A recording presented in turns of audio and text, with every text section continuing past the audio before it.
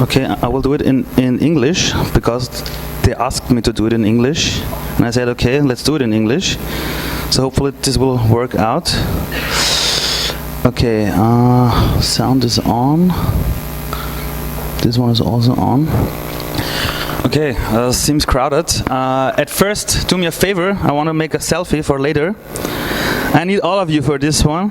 Please wake up, who's sleeping. Smile. Morning, Vienna. Yeah. Okay. Wow. Wow. Okay. Failure. Give me just 1 second. I have to connect this one. Okay. When we talk about failure, when we take a look into the internet, we'll see that failure, no matter if it's on Google, if it's on any other platform, is always the opposite of success. And in our society, when we grow up, we always learn, please make no failures. Please, don't do it. If you write a test, no one tells you you have 4 right answers. Everyone tells you you have 2 wrong answers. It's always the same. And when I grew up, so what I learned was, please never make a failure, or if you do a failure, please never talk about it. It's always the same in our society. What I learned in the last 2.5 years of my life was saying yes to failures, because for me it's the only way to start something new. Thank you for the invitation. Thank you for the introduction. When they invited me, they told me I have to focus on a few things. It should be funny, there should be some storytelling parts, and it should be inspiring. Okay, I hope I can handle this one. The fourth factor was I have only 20 minutes. That's a big problem, to be honest, because I don't know if you know that I'm a Persian guy. I'm from Iran. I was born in Tehran. I don't know who knows Persian people among your friends, maybe. Okay, for the rest of you, a quick introduction into the Persian culture. It's very important for the presentation. Really, believe me, okay? And maybe you will wake up after this. We are very famous for the atom bomb. If you switch on the television today, it's not only Korea, it's also us. We are the best carpet sellers in the world. Believe me, if you need a carpet, you can talk to me later. If you go to the airport Vienna, you will see that 90% of the taxi drivers are from Iran. And in Iran, it's always the same. If you fail at the taxi license, you're becoming a doctor. Okay, now funny, check, yeah, got it. The thing we all have in common in Iran is we talk a lot. We talk very fast, but a lot. So if I need more than 20 minutes, please don't blame me. It's based on my DNA, my mother told me a few years ago. Okay, funny, check. So, now the storytelling part. Therefore, I'm going to tell you a little story in 4 chapters. It's about a dream I had, it's about the success, it's about the truth, and the most important thing in life, it's all about choices. You know it, everyone has a dream. I think no matter if you're 14 years old or if you're 74, everyone has a dream. When I was a kid, I was born in Iran. It's me at my first birthday. I was born in Tehran. When I was around 2 or 3 years old, my parents flew from Iran. We came to Austria. It's the first picture we took here in beautiful Austria. It's Schönbrunn, I think, yes. And I grew up here in Austria, and when I was at the age of 14 or 15, it was in 96. That's not me on the picture. I don't have hair. But yeah, it's a stock photo I paid for, I swear. And at that time, when I was 14 years old, everyone asked me, okay, so where do you want to go next? So do you want to go to university later? So which job do you want to have in your life? And the problem was, and to be honest, no one ever asked me where I want to be born. And now everyone was asking me, okay, what do you want to do next? And I had no idea where to go in my life as a child. And so there was only one thing that really helped me out. I was a very cute boy as a little kid, and I talked to adults about their life, about their background. I wanted to know from every adult from all around the world. So please tell me your own story. Tell me your background. Tell me about your job. Tell me, is your job cool or not? Is it also possible for me to do this job? And when I was 14 or 15, I found out. So when you talk to strangers about their life, about their job, for only 5 to 10 minutes, you will learn more about the whole life. And to be honest, it's the best source of information to talk to people. And when I was a kid, I thought to myself it would be great to have something like a handbook of life stories. I thought to myself,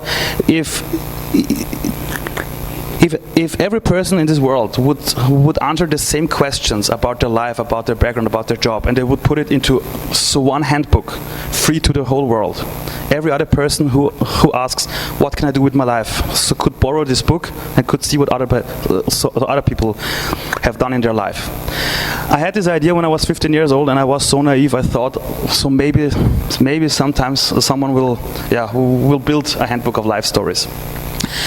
I grew up and I broke up school. I left school 6 months before my 8th term, and then I started to work full-time in so many jobs. I cleaned the floors, I worked in cinemas and so on. In 2002, I ended in the pharmacy. I was mixing some Chinese stuff, don't ask me.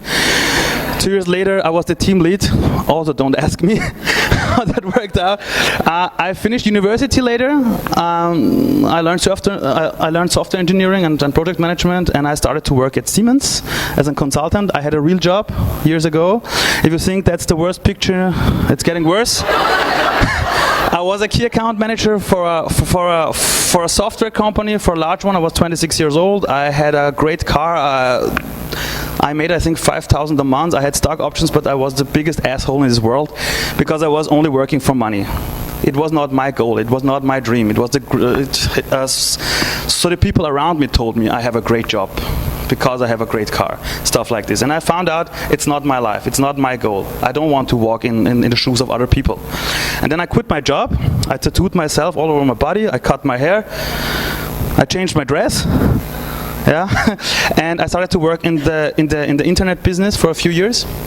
I learned how the internet works, and at the time I was also a teacher in a school, and many friends, I think at that age I was around 28, 29, and I saw that many friends of mine at the age of 30, they were very well educated, they had so many jobs, but every time I talked to them about their future, everyone said, I have no idea where to go next.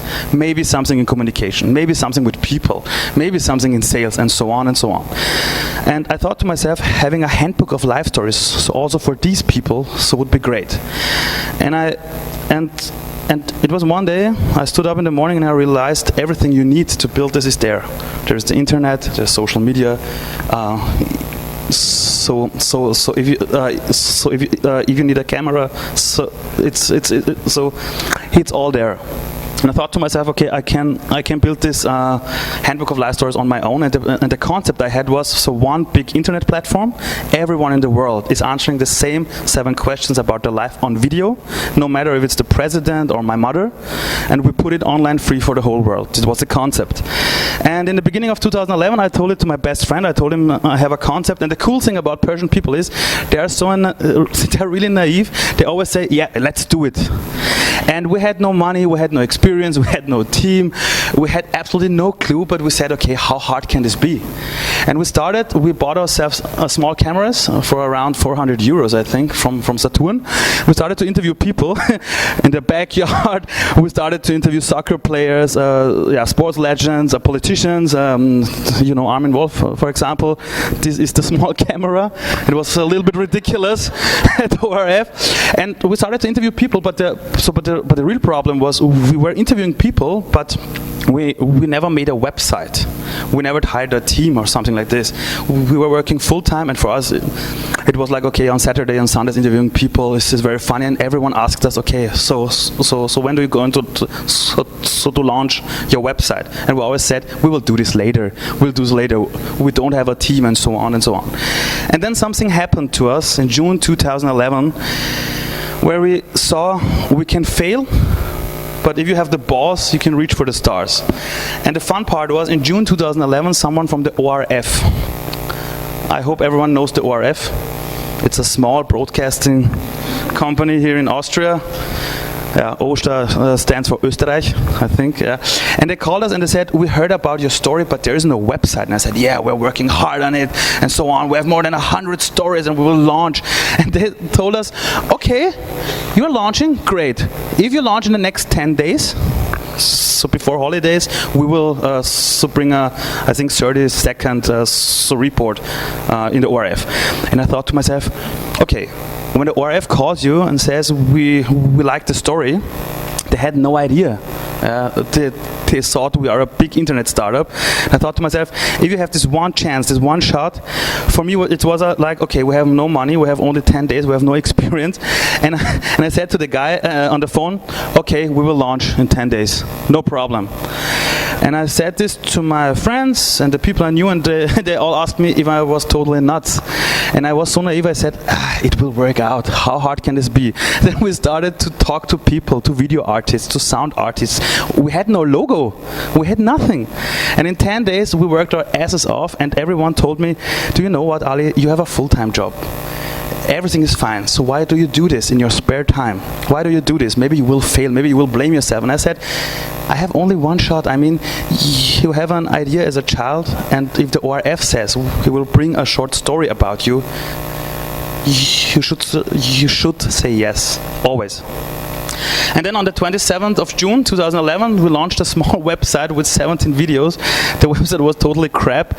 Our logo was ridiculous. And we launched, and I called the ORF and I told them, yes, we're going online today.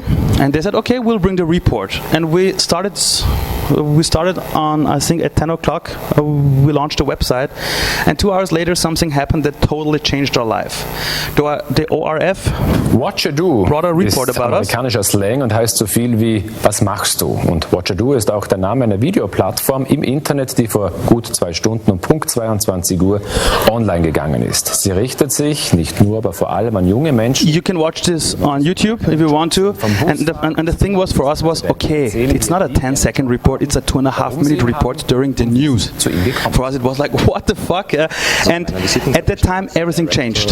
Totally, everything changed. And for us it was like, okay, 17 videos. The website sucked totally. Our investment was around 500 euros. But believe me, the most important thing was having the balls of steel. I hope you understand me. Some call it cojones. We were so naive, we thought to ourselves, maybe he can do it. And to be honest, I think 3 hours before our launch, so the website had too many bugs. But the ORF was ready to show the whole report. And another thing happened because on the next day a company called us and said, "Hey, it's a great platform. If you want to, we want to be part of the website with all the videos. If you want to, you can interview people, so like our CEO and so on. And by the way, how much is it to be part of your platform?" In that moment, we had a business model. That was totally crazy. And after 5 weeks, we had 3 or 4 customers, and we did it all in our spare time, totally. And in October, I had no vacation left. And I said to my partner, okay, it's October, so what should we do? And at that day, it was the 4th of October, I called my mom and I told her I quit my job and I start my own company with employees. My mother cried for a month. She asked me if I'm totally crazy because I live in Austria, everything is great, I have a job, I have insurance, and so what happens if I fail? And I told to my mother, I don't have kids, I don't have a mortgage to pay or a loan. In Austria, if you break your hand, you can go to the hospital. If you're thirsty, you can drink the water for free. If you lose your job, there is a system for this. And I told her, I live in paradise. If I don't do it here, where else? And then we started the company 2.5 years ago. It was the 4 of us. On the picture, there's only 3 of us. We had 4 laptops, 1 table, no internet in the first week. And we were naive as hell. That was the most important thing. And now, it was the dream, which started it all. But the most important thing is life to jump. The most important thing is to jump when you see there's a chance, no matter if you fall or not. And talking about success, we started with 17 stories. Today we have more than 2,600 stories from all over the world, no matter if it's the president or it's a Freedom Prize Nobel winner or it's a US actor or people here in Germany, Austria, Switzerland and so on. We also work together with many companies out there. And the thing is, we want to be a global platform. We want to be the one global platform for all the people out there who ask, what can I do with my life? We have interviews from all over the world. And very cool, we work together with more than 130 companies from 3 countries. And the biggest and coolest thing is our team today. We started with the 4 of us. Today we are 34 people from 13 nations. We traveled together. It was last year in Thailand. It was their incentive, for example. We also cry together when something fails totally. We eat together every week. Please don't take a look at the beer. It's not paid by me. We celebrate together, of course, and so on. And when we started at first, everyone told me, Ali, you're not an expert. How do you know what you do? And I said, to be honest, maybe because I'm not an expert, it will work. Because I will build a solution for myself. If I would be an expert, maybe I wouldn't know my own problems. And when we started, everyone was laughing at us. 7 questions, asking everyone on video, oh, it's nice. To be honest, the UN awarded us with the UN World Summit Award last year. We won the HR Innovation Slam Award. We won the German Prize for Online Communication. And I broke up school, and we won the Österreichische Staatspreis für Bildung und Wissen. That's ridiculous. If you break up school and you get that one. And for us, it all started with a report at the ORF, and we got covered in the last 2.5 years in Germany, Austria, I was in The Guardian and so on, last week in Switzerland, next week in Berlin, I think, and so on. And if you take a look at that slides I've showed you from the last 2.5 years, you will say life is fucking great. And the thing is, yes, it is, definitely. But there is one thing no one is talking about, because you always talk about success, always. Everyone is talking about success. No one wants to hear, okay, how have you failed and so on. And therefore, really thank you for that one here. The truth is, I fail every day. In the last 2.5 years, you can say 60% of the things I've decided were totally wrong, because I had absolutely no idea. And to be honest, I still have no idea. And once a week, I really ask myself, am I doing it right?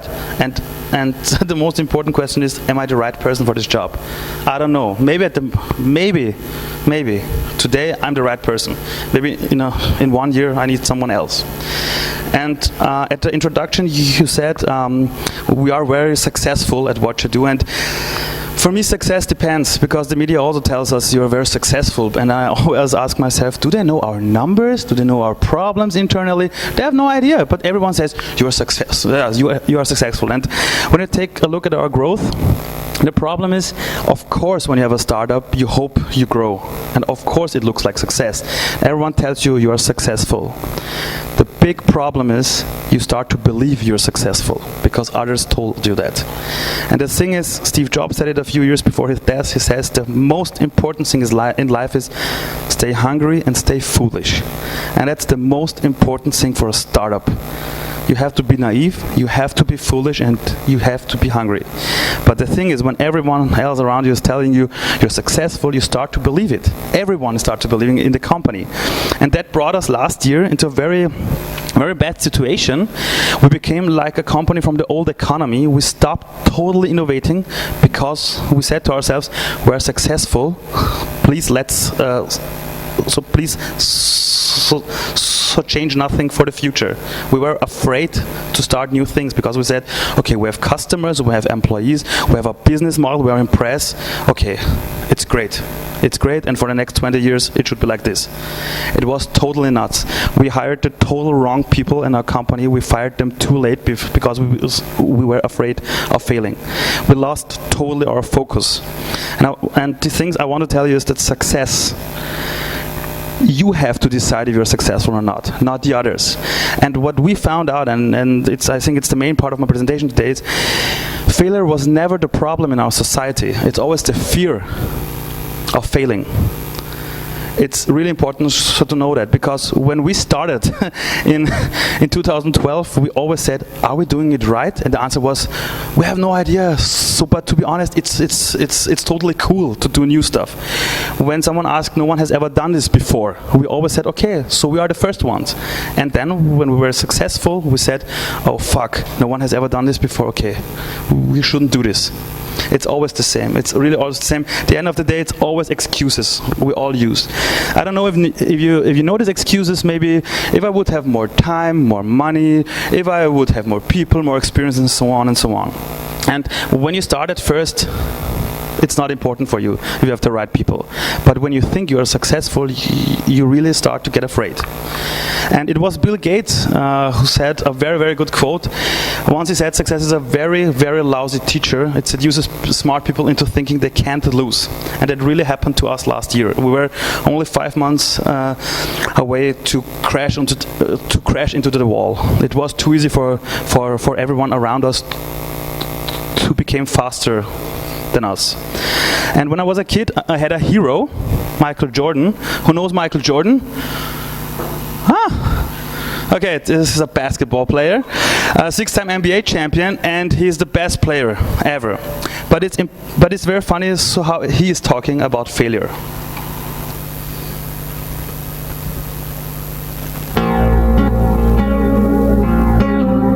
I've missed more than 9,000 shots in my career.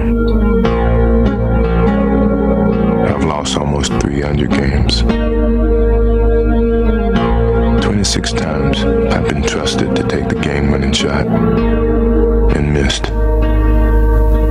I've failed over and over and over again in my life. And that is why I succeed. And to be honest, it's the total truth. Failure is not the opposite of success. It's only one step to get to success. Really, everyone will tell you this. Everyone with a startup, with a company, every sportsman out there. And the last part is about choices. It's the most important thing you can start tomorrow. If you want to make a dent into the universe, I think everyone wants to do this. So when we are kids, there is one simple thing you have to learn. Maybe it's totally new for you. You have to get out of your comfort zone. Is this new for you? Because it is totally bullshit, okay? Forget it. Getting out of your comfort zone, everyone will tell you, get out of your comfort zone and stuff like this. So getting out of your comfort zone is something, it will happen automatically if you start to move forward. The other thing I really want to tell you is, and that is really important, prepare yourself to look stupid in the eyes of others. Because when we are afraid to fail, we always think about the others around us. And this is Eminem, and a few years ago there was this movie 8 Mile, and there was this song, Lose Yourself. There was this one quote I really always quote to every new employee, because in life it's really like you only have one shot. Do not miss this chance to blow it, because opportunities comes once in a lifetime, and you have to think about it every day. It's really like this, because your life is very short. I will show you something about your whole life. You will become 82 years based on the information we got from the World Health Organizations. The first 90 years of your of your life is childhood education, stuff like this. It's totally so it's done by your parents. But the most important thing is when you take a look at your work life. We all sleep 8 hours. I mean, the average person in Austria and Germany sleeps 8 hours. And if you like your job, you work 12 hours a day. And the rest is called life. It's only 4 hours. And you only have this one plan. There is no plan B, C, D. So many people tell me always, I have an idea, I want to do it, but I'm afraid I can do this later. So when is later? And the thing, I think it's my last slide or something like this. Oh no! Oh, there are 4 slides to go. Okay, I'm over time. So should I stop or should I? They said okay. You have to prepare yourself, and that's really important. You have to prepare yourself to live your own life. It means walk in your own shoes. Don't live the goals of other people. Because when you prepare yourself to look stupid, you will automatically see. Sometimes you win, but sometimes you really learn. And the coolest thing is, I think it was Thomas Edison who said it. You will find 99 ways how not to do it, and that's so important in life. And I will show you something. In the beginning of the year, we said to ourselves, okay, if we don't change something in our internal culture about failure, we will really fail. And I told you when I was a kid, I wanted to have a handbook of life stories from people from all around the world. Last year we became a company that we made good money. We worked together with companies, but our main focus becoming a company for all around the world. We stopped believing in it. And last year, so we said we have to change something, and we really did it. And I will show you something. It's a video we made a month ago about where we are standing today. 야야야 내 나이가 어때서 사랑의 나이가 있나요? There are many things I love very much. I chose to be a chef not because I wanted to cook, but because I wanted to see the world. I didn't want to stay in Austria for all my life, so I chose to become a chef, and I love it.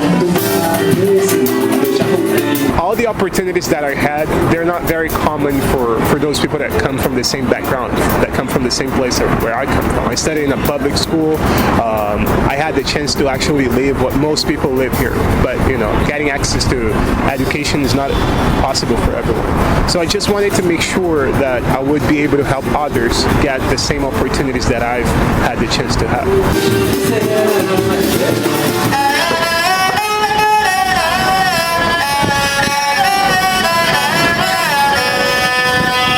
When I started Kung Fu is because my teacher is just us and coming say, oh, do you interested in Kung Fu? I say, what is Kung Fu? They say, you know the movie Shaolin Temple? I say, yes. And they have weapons? Yes. Do you like play that? I say, yes. A couple of years I feel it's not exactly like that fun. It's more tired, more painful.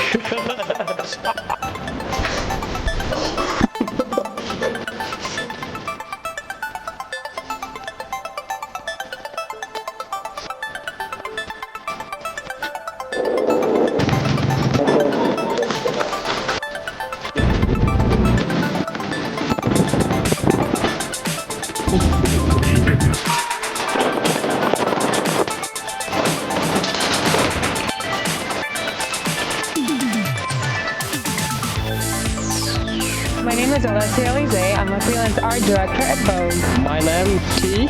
I am tuk-tuk driver. Yang Shi, head of development, Village Roadshow Pictures Asia. Learn as much as possible from those who want to teach you. And there's a lot of experienced people around, people who did mistakes before you, people who made things good. Just learn with them. Learn from them. It's the most important thing.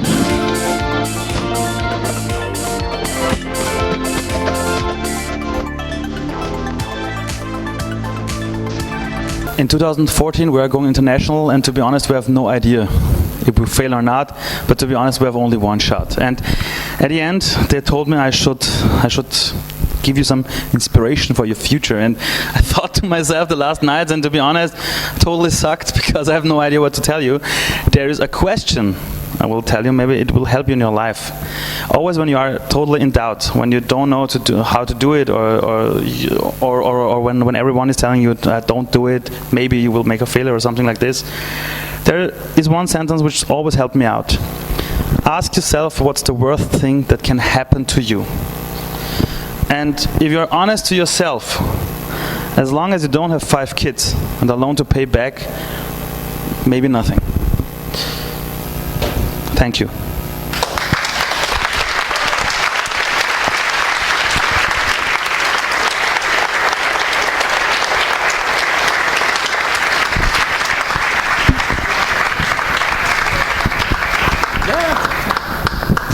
Gut, jetzt kommt eine kurze Fragerunde. Gibt's Fragen an den Ali? Fragen? Ja, genau, das können wir jetzt auch in Deutsch machen. Genau. Or in English as well.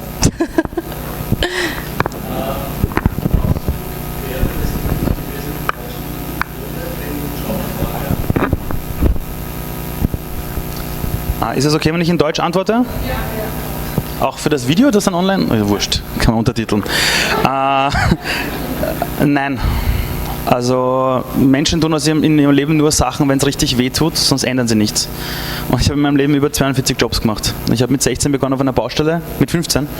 Weil mein Vater hat immer zu mir gesagt, ich soll herausfinden, welchen Job ich nicht machen möchte. Und ich habe alles gemacht. Wirklich, ich habe so viel ausprobiert, um einfach herauszufinden. Und ich habe einfach gesehen, dass Menschen alle 4 bis 5 Jahre ihren Job wechseln. Und wir leben noch in einer Welt, wo dir niemand helfen kann. Und aus dem Grund haben wir das Ganze gestartet. Ich habe so viele Jobs gemacht und ich war immer neugierig. Ich habe immer mit den Leuten, wurscht, ob es der Bauarbeiter war, egal was im Kino war, immer die Leute gefragt, Herr, bitte erzähl mal über den Job. Und ich wollte jeden Job immer machen. Ich wollte alles werden, von Astronaut bis Taxifahrer, alles. Und ich will es heute noch. Und aus dem heraus ist die Idee entstanden. Und ich glaube, das ist bei jedem Menschen aber so. Also Menschen starten oft etwas, weil sie sagen, ich habe ein Problem, aber keine Lösung dafür. Das ist eigentlich bei jedem Startup da draußen so.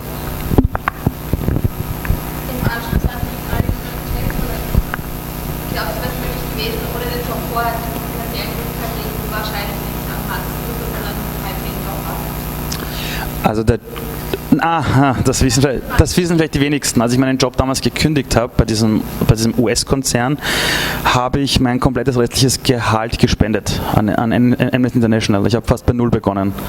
Ich habe meine Lebenserhaltungskosten ziemlich weit runtergeschraubt, weil ich eben nicht mehr von Geld abhängig sein wollte.